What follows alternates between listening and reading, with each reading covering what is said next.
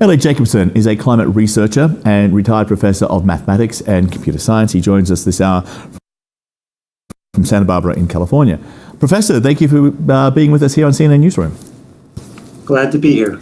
So I want to start with some of your findings and some of the graphs which you've sent us and which are out there on Twitter.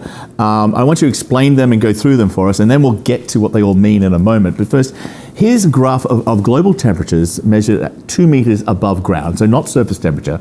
So the 21 days between July 3rd and July 23rd, every day hotter than the record set last year in 2022. So what was a ceiling in terms of record highs from last year? What, is that now a new floor?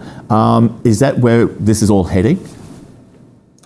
Well, what's happening is that we're very quickly getting to the 1.5 Paris limit, and in the process, temperatures are just have to rise. This is a natural and inevitable consequence of the greenhouse gases we pumped into the atmosphere. So, yeah, we set a new record this year, and that record is playing out all over the globe in terms of heat waves and other climate effects. We're at 17 and a quarter Celsius as a global average. That previous record was about 16.9 Celsius, so it's a huge year-over-year leap. Okay, so then there's also the North Atlantic sea surface temperatures anomaly. This is another graph. This is the difference between the current temperatures and 2023 is in the red line compared to 1981 to 2020 with the mean, of 1981 to 2020 being used for 1982 to 2023. So what are we actually looking at here in this particular graph? So what we essentially do here is we take each year and draw it horizontally as a line. And the location of that line is either above or below the zero line, which indicates simply whether it's an above average or below average year.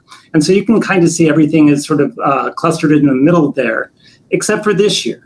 And you see that red line just completely spiking upwards. And what that means is that we have a situation with North Atlantic sea surface temperatures that is just unheard of, unexpected, and beyond anything that we really are able to fully understand the implications for. Okay, and then there's also the daily standard deviations for Antarctic sea ice for every day from 1989 to 2023. And again, the red line we see there is for 2023. We're halfway through the year. So what are we looking at here in terms of sea ice? So right now it is winter in Antarctica, and so sea ice should be growing, and it should be growing kind of fast. And what that tells us is that the ice is just not growing at the speed that it's grown every previous year. And that deficit just isn't a little bit. Right now, it is close to 2.5 million square kilometers. I think that comes out to about 8 Britons. Worth of deficit of sea ice. And so that's just right now of all the things that are under expectation, that one is by far the one that is sort of off the charts below expectation. So bring these three graphs together. What are they telling us? What's the future telling us with these three graphs? Well, I'm going to put it in real simple terms for you. We are witnessing the sixth great extinction right now.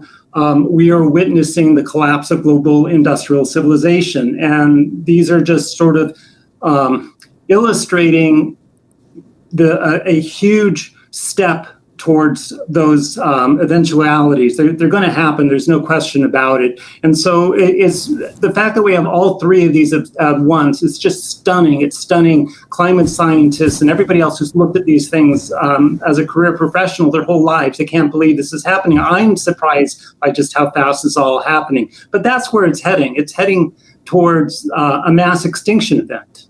A mass extinction being us? Well, not necessarily. So the definition of a mass extinction event is 75% of the species on the planet. And so that's certainly what we see happening right now. We have at least 10 times the background rate of extinctions happening globally right now. And typically that the timeline for a mass extinction event is about 2.8 million years. So the actual definition of mass extinction is losing 75% of species over 2.8 million years. We're going to do it in 100 years. That's how fast this is happening.